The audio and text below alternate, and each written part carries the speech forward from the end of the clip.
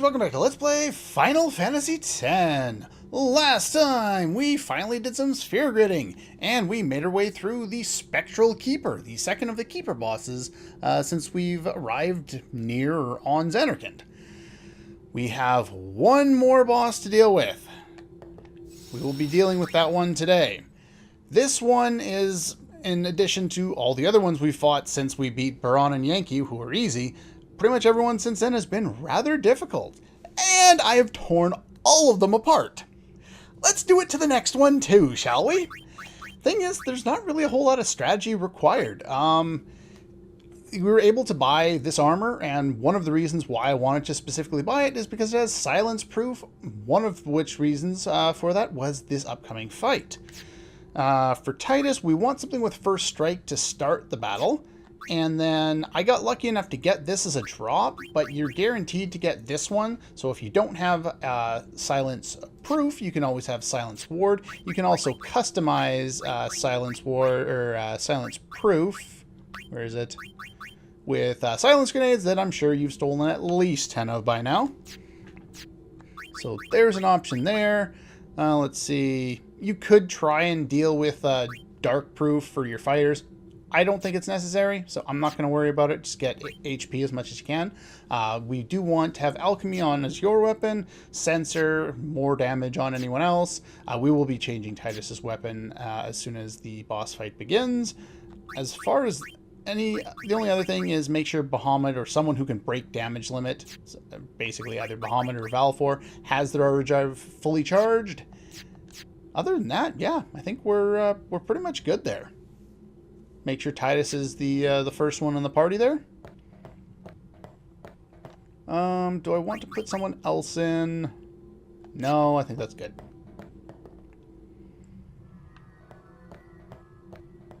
Yeah, not a whole lot left to this room, though the sound almost gets that feeling of, you know, like wailing souls, you know, that have been chained for so long.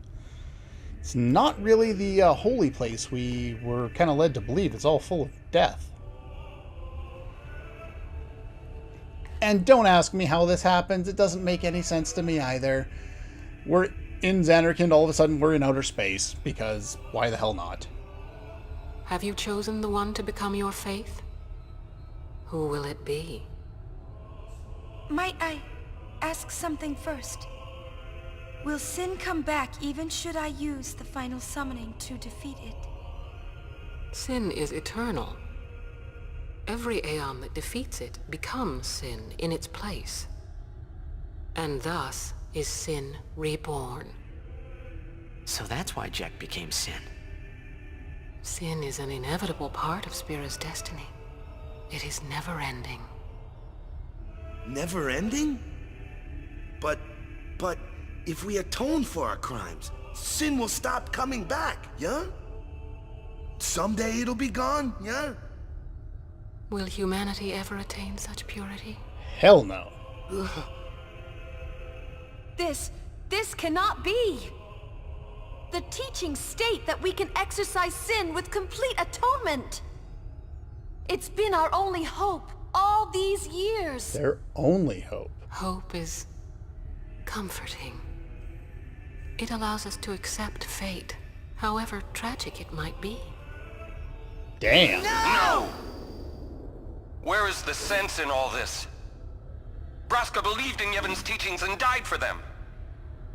Jack believed in Braska and gave his life for him.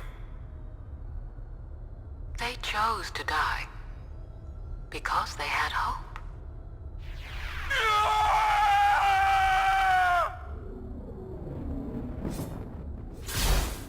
Well, that's one hell of a memory to have. Going back to fight Lady Yunalesca. It went about as well as you might expect.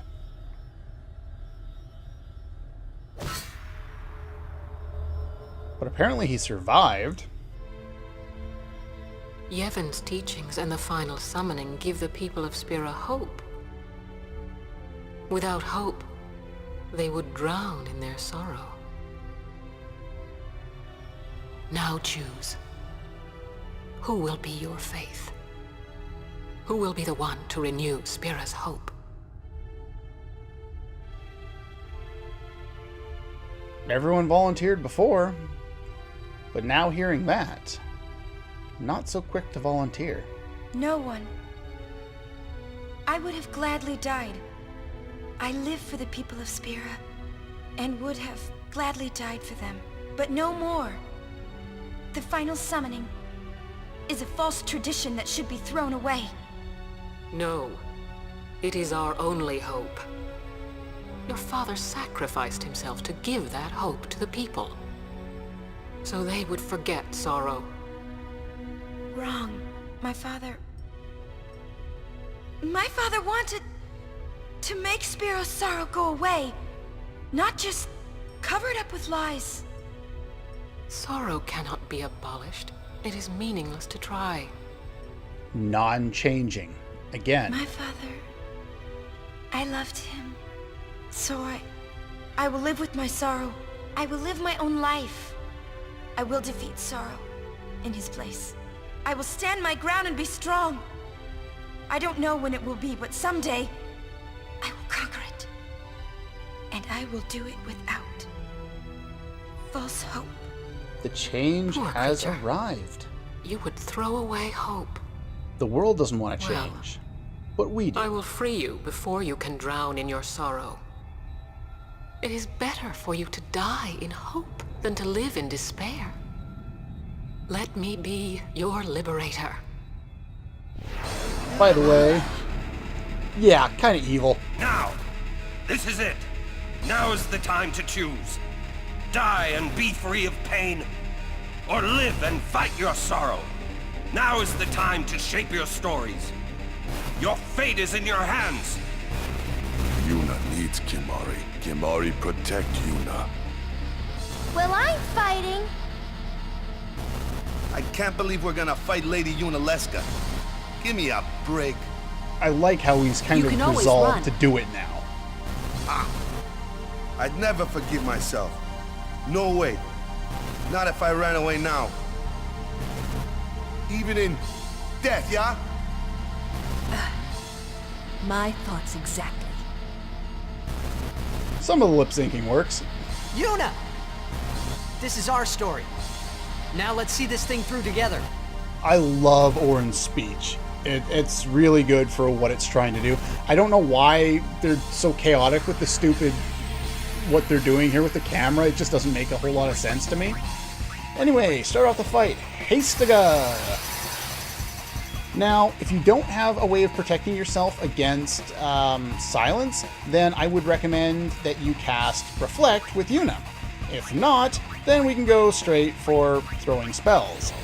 Now, every time you attack Yunalesca in this form with a spell, she counters with silence.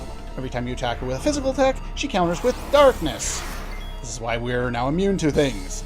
And if you use something like Steel, then she'll counter with Sleep. All her chances of succeeding with these attacks are 100%. Immune to pretty much everything. Immune to Demi, immune to all breaks. You can use Threaten on her, though it only has like a 25% chance of working. But other than that, she's immune to almost everything. Okay, so we get one more turn. Let's throw some other spells in there, change things up a wee bit. Now her... Okay, I'll wait. Okay, so her first form, you don't have to worry about overkilling. Her second form is this one. I'm not going to make any comments about the shape of this form. She starts off this part of the fight with Hellbiter, inflicts zombie on all of our party members. Do not worry about this. It doesn't matter. Now that Titus has got something set up there with... Basically, I wanted first strike so he would get the first turn, be able to cast Hastiga. Now...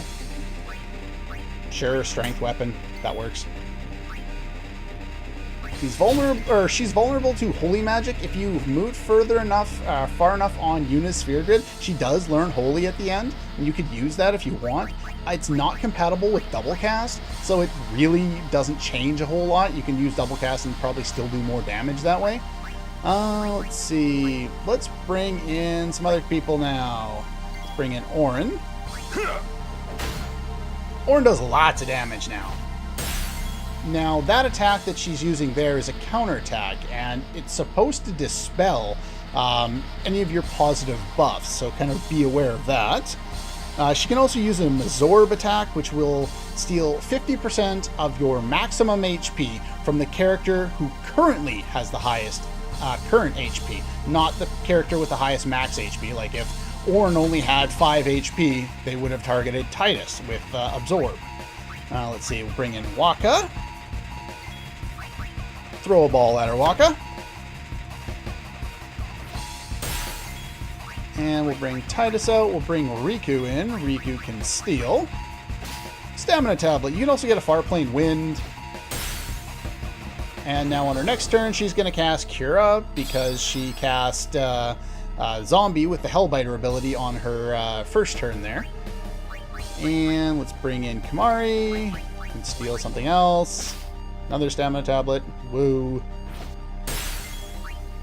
And let's see, we're going to bring in Yuna here. And we will go special, double cast. Throw some more Faraga at her. There we go. Now this should remove her. Yeah, I think that killed her haste. It's going to use Hellbiter again. Hellbiter doesn't do a lot of damage. The thing is, we're all inflicted with Zombie, but she doesn't really do a lot of damage, so there's not really a whole lot of reason to worry about that. Yeah, we'll do that.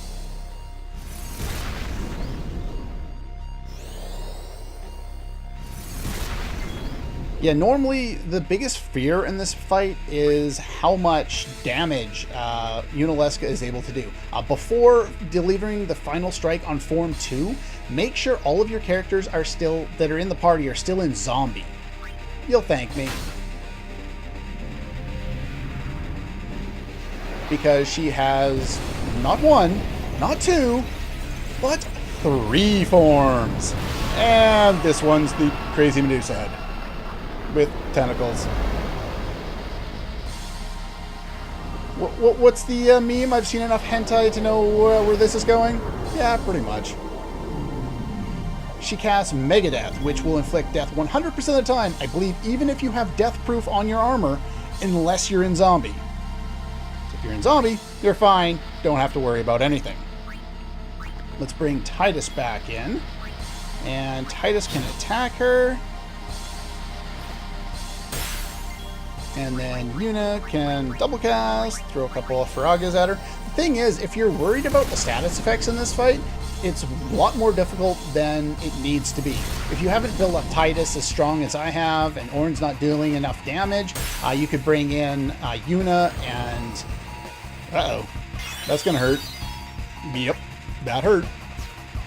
Let's see. So when that happens, bring in Riku, because with her alchemy weapon, it doubles the potency of items, including Phoenix Downs, which means it brings her to full HP. So there we go. So yeah, you can use Titus's Overdrive, or you can use Waka's Overdrive, or you can use Lulu with double cast if you're not dealing enough damage. The entire point here is you want to lower Yunalesca's HP fast, because in this form she actually has an attack pattern. Megadeth, Hellbiter, Curaga, Regen, Hellbiter, Curaga, Regen, then Mind Blast. I've heard that Mind Blast gets used on the 4th turn, but Mind Blast is the one you want to avoid. Eventually she'll circle back around to using Megadeth again, but Mind Blast can inflict Curse, Sleep, and very often Confuse, and we do not want to be confused.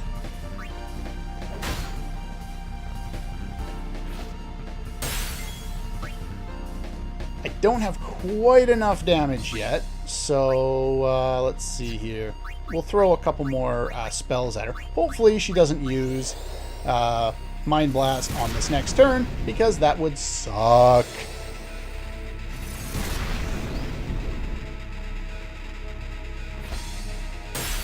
No, don't use Mind Blast. Use... Okay, Hellbiter. That'll work. I don't think that's the same order that I was saying, but that's what it wrote up in the guide, so... Anyway, as you can see, we've dropped down our HP quite a bit. Waka had a turn. Lulu did stuff in the beginning. I stole with those two. Sure, we'll bring Waka in again, I guess, just to double check to make sure that he got a turn in. Once you've done all of this, on Yuna's turn, summon, or if you have to, grand summon Bahamut. Because in order to get the overkill, you need to do more than 9,999 damage. You need to do exactly 10,000, and that's a number they like to use a lot in this game. They make it 10,000, so you have to break the damage limit in order to get an overkill. When she fights against an Aeon heads up in this form, I think she'll use Mind Blast and then Absorb and then Osmos and then cycle back around. There we go. We get an achievement for beating a storyline boss. Why do we get an achievement for beating a storyline boss? Again, one of the more difficult fights in the game if you're worried about and not prepared for all of her status effects. But basically, as long as you can deal enough damage fast enough, you don't have to worry about being confused, or put to sleep, or cursed. You just have to deal with Zombie. And if you also deal enough damage and kill her fast enough, Zombie's not going to kill you because she doesn't do a lot of damage on her own, and if she one-shots you with a Kiraga spell, then all you have to do is bring someone in to revive them. So does the final Aeon. And with it, Spira's only hope. Then we'll find Spira a new hope. Fool. There is no other way. Non-changing. Even if there was. Even if you did destroy Sin. You, Yevon, the Immortal, would only create Sin anew. Wait, what now? You, Yevon? Zayon. Forgive me. Spira has been robbed of the light of hope. All that remains is sorrow. Do we even need to send her at this point?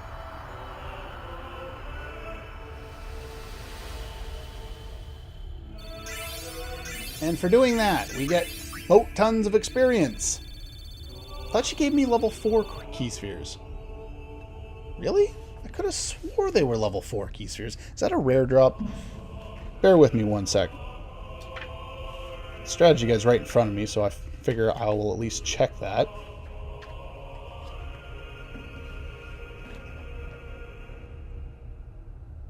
And of course the strategy guide is useless and it doesn't tell me. Anyway, don't worry about it.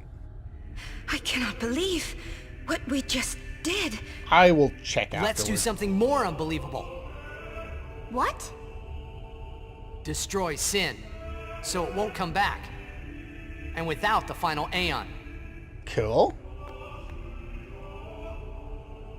I don't know how just yet, but I'll find out. So we still have no plan. We still have no idea. Okay. If you're playing the International or HD version of the game or the PAL version, let's see. I don't want to go down. I think I want to go this way first. Give me a sec. I'm going to make sure I do this right. There's one direction you want to go that just cycles the screen and it'll spawn a chest. If you don't get it now, in the International version, you're not getting it. Okay, I always do this every time, even if I'm playing the game just for me, because this is a horrible thing to screw up. Before going any other directions, notice there's nothing here. Head down here. It warps you over to the other set of stairs. Then come over here. And the chest is here. I don't know why they did this. It's such a dick move. But that's the Sun Crest for Titus's ultimate weapon. If you do not get it now, you have to beat one of probably the top 5 most difficult super bosses in the game to get it. And in order to get there, you already want to have his ultimate weapon. Okay. Once you've got that, and you go into your items and you double check, absolutely certain that you have it, then you can leave. I believe you can actually run back even from this point, but I'm OCD about making sure that I get that the first time around. Game. Okay, no, you can't go back in, so there you go. We must talk. Okay, then. What? There's something you should know. Is it something that we could have guessed based on I all the know. evidence? It's about you, right? I am also an unsent. Yeah, there's been a You were not lot surprised. of evidence to support I this. think I kind of knew. It was Yunalesca, wasn't it? When Braska and Jecht died defeating Sin, I just couldn't accept it. I came back here, tried to avenge them. But she struck me down. Somehow I made my way, crawling down Mount Gagazet. But my strength left me, just outside Bevel. That's where Kimahri found me. A dying I man's told last him about request. Yuna, just before I died. I've been wandering ever since, never going to the far plane. Hence why he didn't go in when we were there. Auron. Don't make that face. Being dead has its advantages. Excellent. I was able to ride Sin and go to your Xanarkand. And you've been watching over me since then, haven't you? Why? What's the big idea? Why me? It is one of those things that is difficult to explain. Very well, I will show you.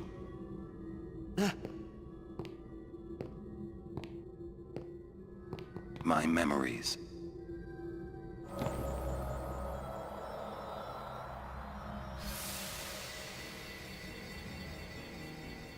Can I ask you one last favor?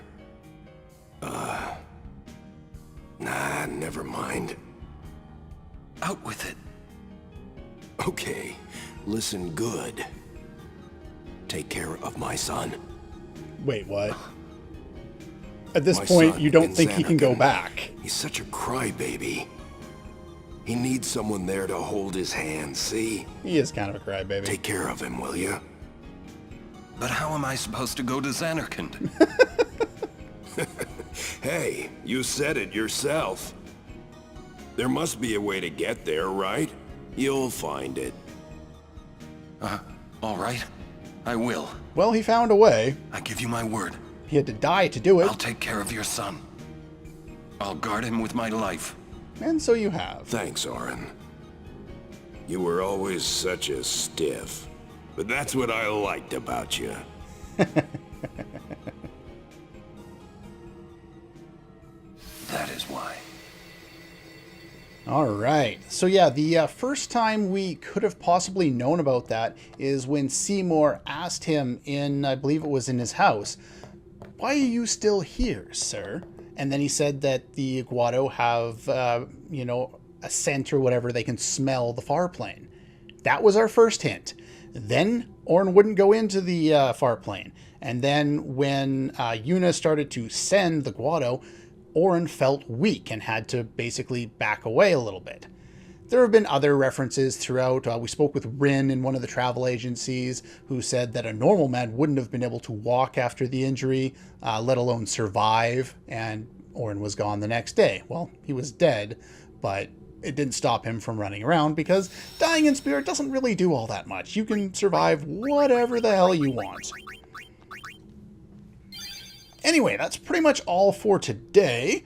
We've nuked pretty much every single boss that we've been able to encounter in this area.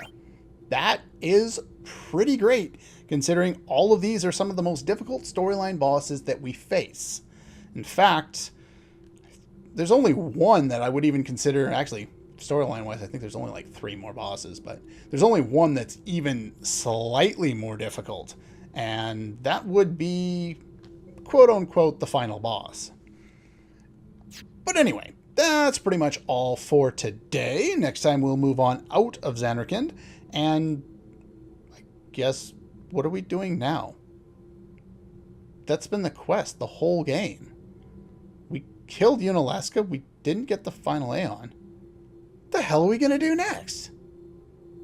Well, I guess we'll go figure it out.